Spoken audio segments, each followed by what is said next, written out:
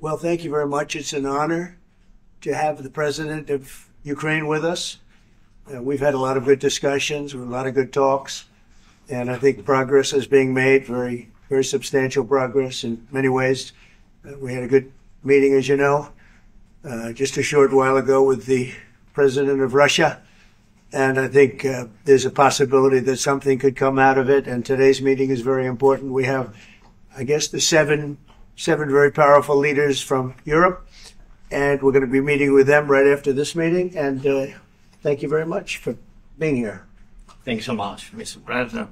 If I can, first of all, thank you for invitation, and thank you very much for your efforts, personal efforts to stop killings and stop this war. Thank you, and using this opportunity, many thanks to your wife, First Lady of the United States. She sent a letter to Putin about our children, adopted children, and my wife, First Lady of Ukraine. She gave the letter. It's not to you, to your wife. Oh, I want it. Yeah. So we're saying this sensitive topic. Yeah. Yes, please. And thanks to our partners, and that you supported this format. That after our meeting we can have leaders who are around us, UK, and France, Germany, Italy, Finland, EU, NATO. I mean, all partners around Ukraine supporting us. Thanks to them, and thank you very much for invitation. Thank you very much for being here. President Trump.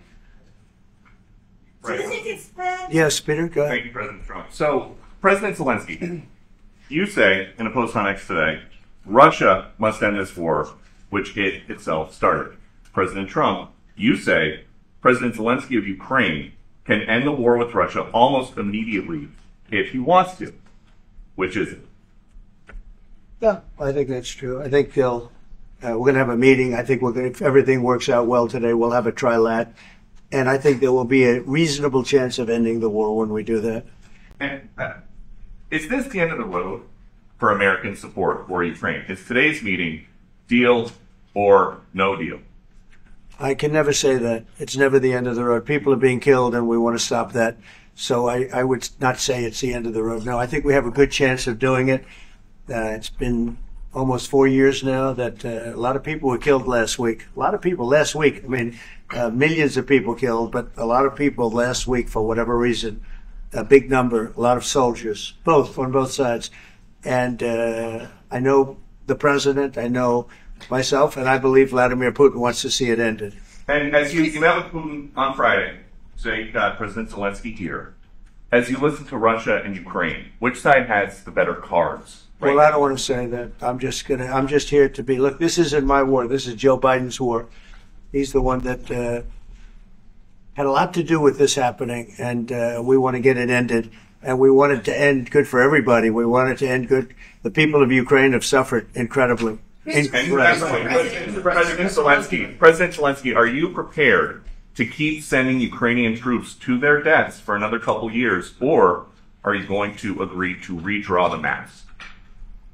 Thank you for your question. So, first of all, we live under each day attacks. That today have been a lot of attacks and a lot of wounded people, and the child was dead, small one year and a half.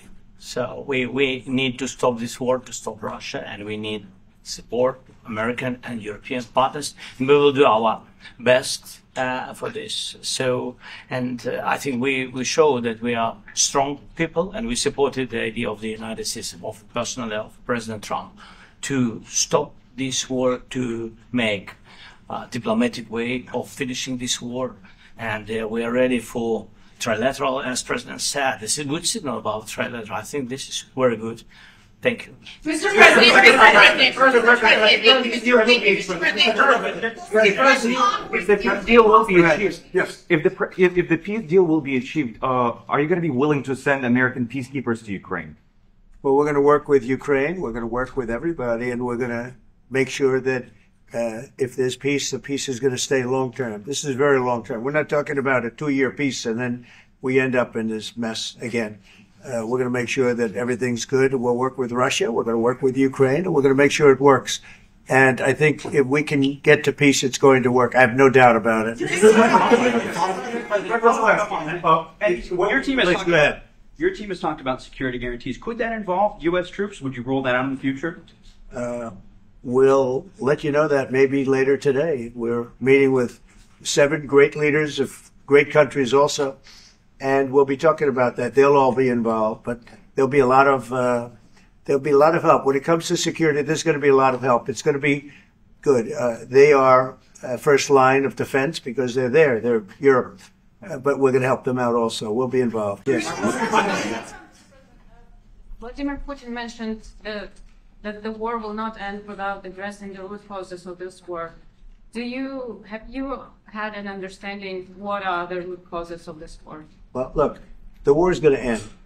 When it ends, I can't tell you, but the war is going to end, and this gentleman wants it to end, and Vladimir Putin wants it to end. I think the whole world is tired of it, and we're going to get it ended. It was, I've done 6 wars. I've ended 6 wars, and I thought this maybe would be the easiest one, and it's not the easiest one. It's a tough one.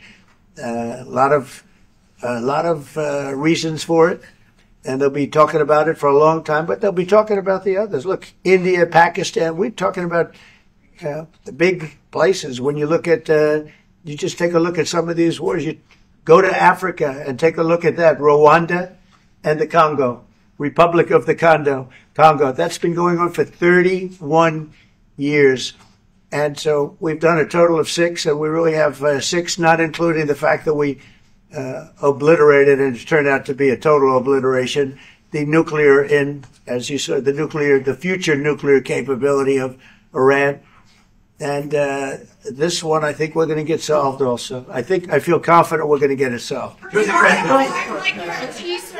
Special envoy put forward. Thank you, Mr. President. Can you tell us about your conversations with European leaders and what they need to see to support an end to the war? Yeah, well, we're going to be meeting with a great representative group and 7 very powerful, very big countries and great people, all friends of mine and friends of yours. And we're going to have some suggestions made. They want to see peace. They would like to see peace. Go ahead, please. In the red. President Trump, do you think it's for Ukraine and for Russia to achieve a lasting and durable peace if Ukraine sees its territories that Russia hasn't yet conquered? Do you think it's a fair peace for Ukraine? We're going to have a lasting peace. Just to answer the first part of your question, we're going to have a lasting peace. I hope it's going to be immediately. I hope it doesn't have to go on.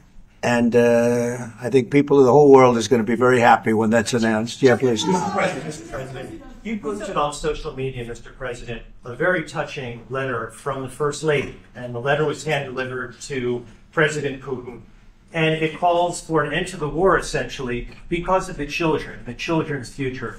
Why did the First Lady feel that letter was necessary? Was it because she believes that Mr. Putin is the aggressor in the war? Is a similar letter being hand-delivered to President Zelensky? So the First Lady felt very strongly. She's watched the same thing that you watch and that I watch. I see things that you don't get to see, and it's horrible. But when she's got a great love of children, she has a wonderful son that she loves, probably more than anybody, including me. I hate to say it, but she loves her son. She loves children, and she hates to see something like this happening. And that goes for other wars too. I mean, she sees the heartbreak, the parents, the funerals that you see on television. Always funerals. We want to see something other than funerals. No, she felt. It was a beautiful letter. It was very well received by him. And she did ask me to say, she would love to see this end. She would love to see it end. And she says it very openly, very proudly, and with great sorrow because so many people have been killed. Mr. President, last week. Brian, go ahead, Brian. Yes, sir. I've got a question for each of you. Yes. First of all, President Zelensky. You look fabulous in that suit. I said the same thing. Yeah, you look good. I said the same thing. Yeah. Isn't that nice? That's the one that attacked you last time. See, now he's in. I remember that. I love it. No, my first question for you, But President you Zelensky. are in the same suit. You see, I changed. You are. Maybe yours is much better. Real quickly, upon peace, God willing we get peace, are you open to holding an election in your country? Yes, of course. We are open for election, yes. We have to do safety circumstances. And a little bit, we need to work in the parliament, because during the war you can't have elections, but we can do security. We need, maybe, how to say, we need a truth, yes, everywhere, in the battlefield, in the sky, in the sea, yeah, to make possible for people to do democratic, open, legal elections. So you say during the war you can't have elections. So let me just say 3.5 years from now. So you mean if we happen to be in a war with somebody, no more elections? Oh, that's good. I wonder what the fake. You like this idea? Yeah, No. No news. I got a question for you. This sounds insane for me even to ask this, but do you think the American media really doesn't even want a peace deal because they've seen they've been so critical of you every step of the way as you lead the charge for peace? It's an amazing phenomenon. I said that if in the settlement you got Moscow, St. Petersburg, and thousands of miles around them, they would say, I made a bad deal. The level of hatred and animosity is incredible. Not with all. I mean, we have great people up here. We also have terrible people up there that I think are told what to say. But, you know, in solving all of these wars, they don't even write about it. You know, I saw major wars. I saw wars that have been going on for 31, 35, and 37, and a couple of quicker ones. One that was going to go into a full-blown deal very quickly. You know what the one I'm talking about. It was a big one. But they don't even write about that. No matter what I do, no matter what, and you know, this is not anything to do with you. It's probably to your advantage in a certain way. But no matter what I do, no matter what deal I make, from my standpoint, you'll come out good. Maybe President Putin will come out good. But they'll say, Trump was absolutely horrible. It's just that, and I've lived with that for a long time. I've lived with it since just before the first election. I used to get great publicity. Now I get the worst publicity anyone's ever gotten in office, but I won in a landslide, so that people understand. They're the only ones that count, ultimately. But I've also had great reporters. I've had journalists that are very good. But it's very sad when you do the right thing. As an example, they said, because of the fact that Vladimir Putin came to American soil, this was a tremendous defeat for Donald Trump. No, it was really wonderful that he did it. It was a hard thing for him to do, to be honest with you. It was the opposite of what they said, but they said it. Now, if he didn't come, they'd say that was also bad for Trump. You know, there's no way. And there's just a great dishonesty of the press, and I think that's why it's lost its credibility. You know, its credibility is at an all-time low. We have a thing going on right now in D.C. We went from the most unsafe place anywhere to a place that now friends are calling me up, Democrats are calling me up, and they're saying, sir, I want to thank you. My wife and I went out to dinner last night for the first time in 4 years, and Washington, D.C. is safe, and you did that in 4 days. I'll tell you, it's safe. I had another friend of mine, he has a son who's a great golfer, he's on tour, and he came in fourth yesterday in the big tournament where Scotty Scheffler made the great shot, and he said his son is going to dinner in Washington, D.C. tonight. I said, would you have allowed that to happen a year ago? He said, no way. No way. He said, what you've done is incredible. And I think the people realize it. But the press says, he's a dictator. He's trying to take over.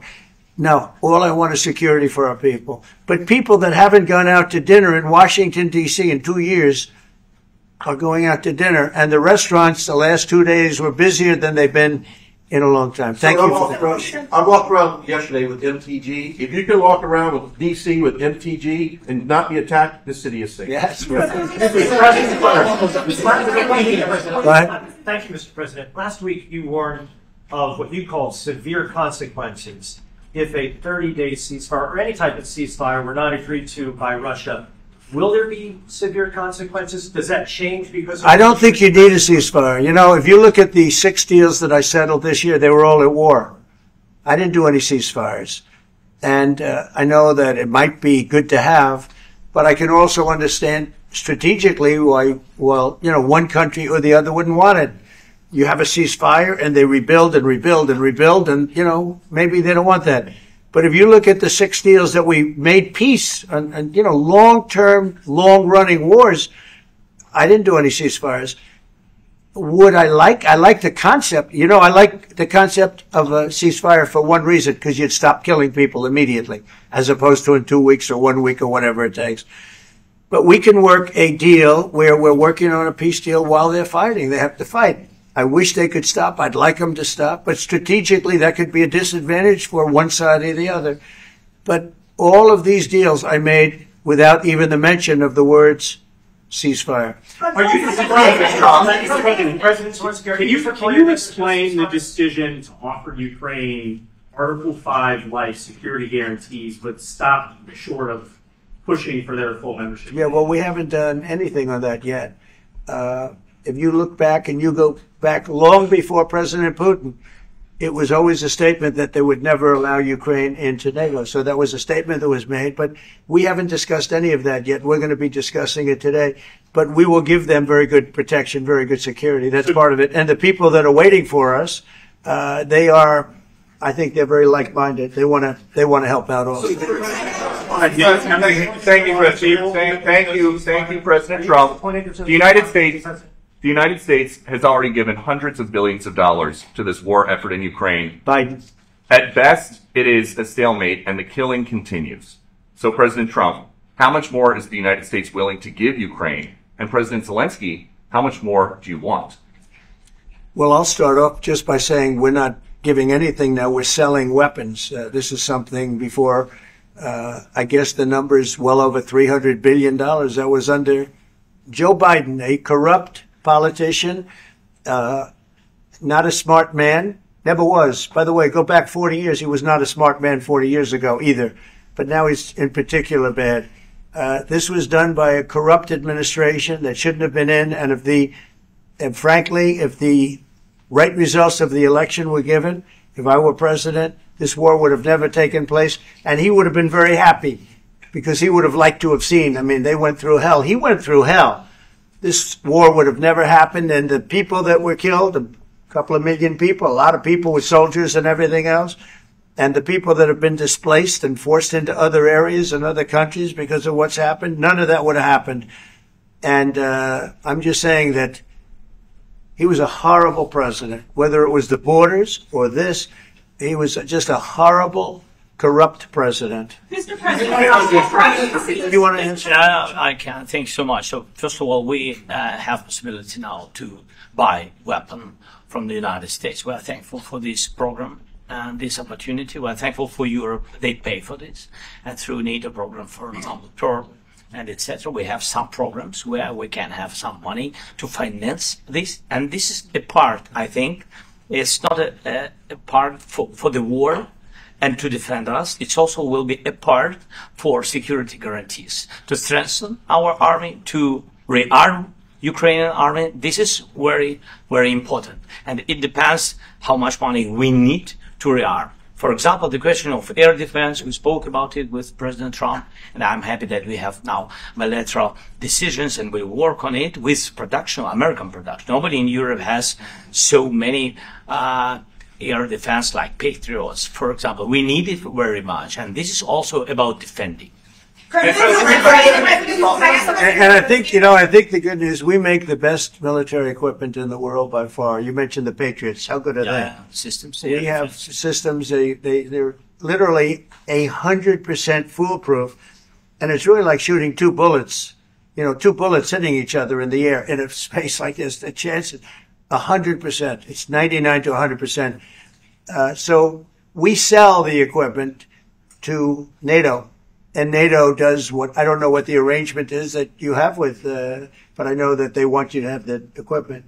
And we're getting the best equipment in the world, but they pay us for the equipment. Under Biden, it was just crazy what was going on. I believe the number is over 300. I think it could be $350 billion worth of equipment and money and everything else. And we've made more progress in settling this war in the last 2 months than they made in 4 years. This should have been settled a long time ago, but it should have never happened. Yeah, please. You pushed out on social media. Brian, go first. You pushed out on social media about doing away with mail-in ballots and potentially electronic voting machines. Can you explain on that? How? Well, that's a very off topic, just really quickly. Mail-in ballots are corrupt. Mail-in ballots, you can never have a real democracy with mail-in ballots. And we, as a Republican Party, are going to do everything possible that we get rid of mail-in ballots. We're going to start with an executive order that's being written right now by the best lawyers in the country to end mail-in ballots because they're corrupt. And you know that we're the only country in the world, I believe, I may be wrong, but just about the only country in the world that uses them because of what's happened. Massive fraud all over the place. The other thing we want change are the machines. For all of the money they spend, it's approximately 10 times more expensive than paper ballots. And paper ballots are very sophisticated with the watermark paper and everything else. We would get secure elections. We'd get much faster results. The machines, I mean, they say we're going to have the results in 2 weeks. With paper ballots, you have the results that night. Most people, many countries use paper ballots. It's the most secure form. So between paper ballots, very, very important, paper ballots, and I think maybe even more important, the mail-in voting. We're going to end mail-in voting. It's a fraud.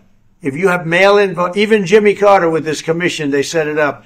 He said the one thing about mail-in voting, you will never have an honest election if you have mail-in. And it's time that the Republicans get tough and stop it because the Democrats want it. It's the only way they can get elected. Because with men and women's sports and with transgender for everybody and open borders and all of the horrible things, and now the new thing is they love crime. They're fighting me on the fact that I've made Washington, D.C. safe. We're not going to get mugged, beaten up, or killed like all the people you've been watching get so badly hurt. I'm glad, I hate to take your time in this, but I'm glad you asked me that question. We're going to stop mail-in ballots because it's corrupt.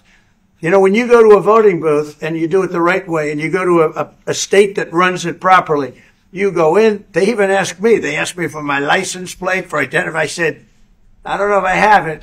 He said, sir, you have to have it. I was very impressed, actually. But it's very hard to cheat with mail-in voting. As you know what happens in California, it's so corrupt where some people get 5, 6, 7 ballots delivered to them. Now, we got to stop mail-in voting, and the Republicans have to lead the charge. The Democrats want it because they have horrible policy. If you have mail-in voting, you're not going to have many Democrats get elected. That's bigger than anything having to do with redistricting, believe me. And the Republicans have to get smart. We're not going to have a country.